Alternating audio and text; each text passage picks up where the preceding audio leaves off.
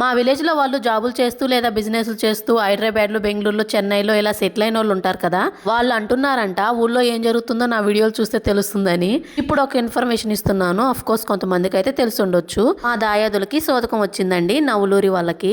ఒక ముసలావిడ ఎక్స్పైర్ అయింది. పూర్తి ఇన్ఫర్మేషన్ కోసం మీ వాళ్ళకి ఫోన్ చేసి కనుక్కోండి. ఇంకా ఈ రోజు టిఫిన్ అయితే బోండాలు చేస్తున్నాను.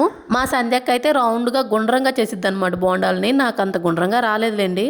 నేను సోడా ఉప్పు అయితే అస్సలు యూజ్ చేయను. మినపప్పు కొంచెం ఎక్కువ వేసుకుంటాము. కరివేపాకు కూడా ఉంటే బాగుండేది, కానీ కిందకెళ్ళి కోసుకొని వచ్చేసరికి లేట్ అవుతుందని అలానే వేసేసాను.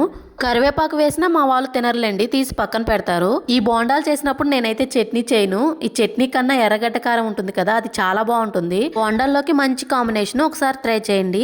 2 ఎండుమిరగాయలు, 2 ఉల్లిపాయలు, ఉప్పు 3 వేసి మిక్సీలో వేసి తిప్పండి, ఇలా వచ్చేస్తుంది. బోండాల్లోకి పర్ఫెక్ట్ కాంబినేషన్ అనమాట. టేస్ట్ అయితే చాలా బాగుంది. వీడియో నచ్చితే లైక్ చేయండి.